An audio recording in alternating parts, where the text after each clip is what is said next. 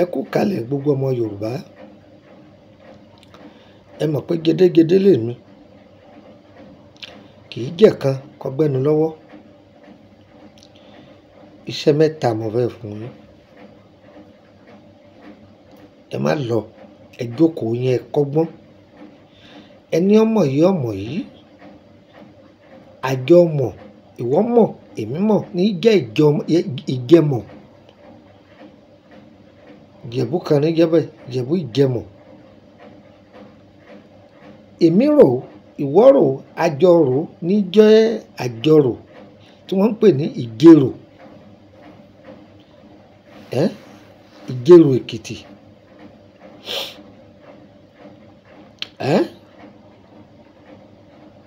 Ọgbọ́n ni. Okùn tá a fà tẹ́nìkan ò rópin rẹ̀. Okùn yìí ṣe wá gùn gogogogogogogogo báyìí. Òun làwọn Yorùbá ń pè ní òògùn.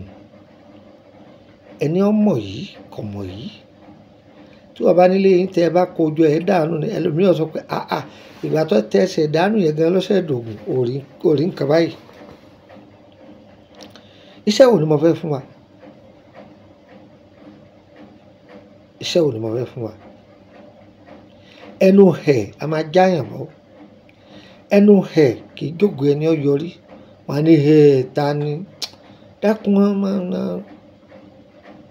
Táyé bá kọjú jàdá ni. Téèyàn ń tẹ́ níbi gbogbo tí wọ́n kan ni lábùkù.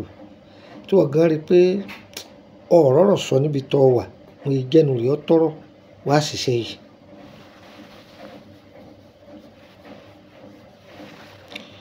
Ẹ lọ tọ́jú ọkà bàbà funfun kó pọ̀ díẹ̀. Ẹ lè wá dèríkà méjì.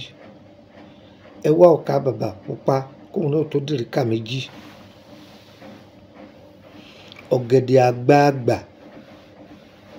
Ọ̀gẹ̀dẹ̀ àgbagbà. Ẹ tọ́jú ẹ̀. Ẹlòmíì lè sọ pé ṣé dúdú àbí pípọ́n? Èyí tó ti pọ́n. Ẹ má lo èyí tí wọ́n fi kámbàdì tí wọ́n fi bá o tọ́pọ́npọ́n akọ o.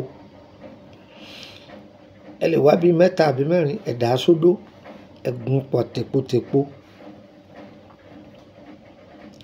Ẹ bá ti wá gún pẹ̀lú odidi àtàrí kan.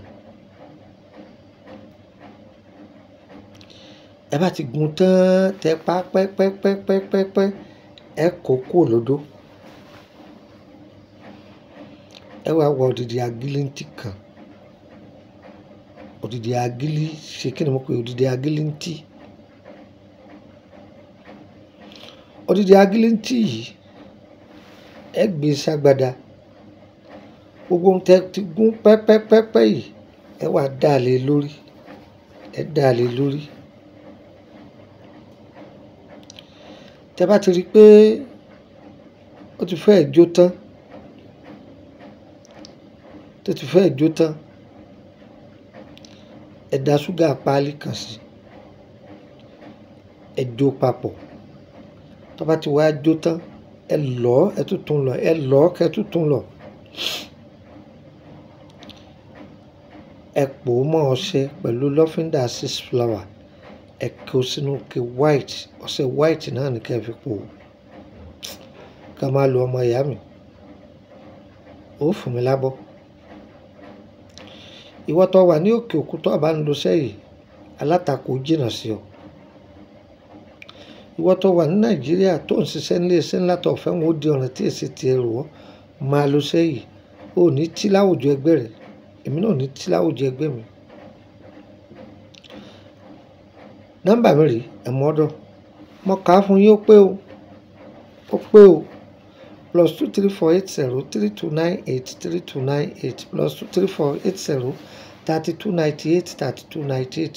Ó yẹ gbà kan sí +2348133155111 +2348133155111. Tẹ bá ti pe nọ́mbà yìí tí ọ̀lọ́ mi ò sí lórílẹ̀‐èdè Nàìjíríà ni. Ẹ jẹun fún yín nọ́mbà àbẹ̀nẹ̀ sí +22954651928 +22954651928. Ẹ gbà kan sí +22954651929 +22954651929. èèyàn 4 ló lè pe nọ́mbà mi o, kì í ṣe gbogbo èèyàn o. Wọ́n tó fẹ́ béèrè nípa ìrìn àjò ayé rẹ, ẹ sọ pé ó dé ní. Tó bá pè mí, owó ló fi gbọ́ o, ó dé ní. Ìwọ tó fẹ́ wọnú private WhatsApp group 10,000 ni wọ́n fi ń wọbẹ̀, tí í ṣe díìmì ní orílẹ̀-èdè Benin, òun ni wọ́n fi ń wọbẹ̀, kì í ṣọ̀fẹ́. Tó ṣù bá sì parí, ó máa san 10,000, ó di méjì. Ìwọ tó fẹ́ ra bóyá àwọn iṣẹ́ tá a ti ṣe kalẹ̀, o lè pè mí, ń dá ọ lóhùn. Àbí ìwọ tó jẹ́ pé o fẹ́ bẹ̀ wá níṣẹ́, bóyá ìtọ́jú ara ńlá ní ewé àti egbò pé lórí nǹkan báyìí, lórí nǹkan báyìí, tàbí kó jẹ́ pé iṣẹ́ tá a ti fi sílẹ̀ tipẹ́tipẹ́ kò yí ọ, o sì ní táìmù àti ṣe, tọ́ ọ bá bẹ̀ wá, a bọ̀ ṣe. Ọ bá ti lè san owó rẹ̀, a bọ̀ ṣe. Èèyàn 4 tó láǹfààní àti máa pè mí nìyẹn. Sórí ìwọ tó o bá ti láǹfààní, tó o bá ti nírú ọ̀rọ̀ bẹ́ẹ̀ pé ẹ fi iṣẹ́ kan lẹ̀, ó ní kó dẹ, ó ní kíní kan, ẹ gbọ́, báwo lẹ ti ní? Ní ìrọ̀ra kọ́ọ̀tì ẹ̀ ní dá ọ lóhùn, ó sì jẹ́ nìyẹn. Níbo lọ̀dọ̀ mi lórílẹ̀-èdè Benin? Ẹ̀yìn ọjà Adégàkàn níbi Túndé títí ń ta mọ́tò ní Kòtónú. Níbẹ̀ lẹ̀ ti bá mi. Mo sì wà ní Nàìjíríà báyìí, ṣùgbọ́n gbà á bèrè ọjọ́ mélòó kan àti wà lórílẹ̀-èdè Benin. Tó gbogbo ẹ̀yin èèyàn mi, tètò yìí bá dọ́wọ́ yín, ẹ̀yin náà má dé mọ́lẹ̀ o. Ẹ̀yin náà fi ṣe sàárà, ó kéré tán èèyàn 10 tàbí 20 èèyàn. Gbogbo ẹ̀yin tẹ́ ẹ bá lò yóò bá yín lára mu, kò ní gbòdì lára yín o. Ẹ yọ̀ wá, kò ní yí ẹ lẹ́. Ire o, ire kàbìtì.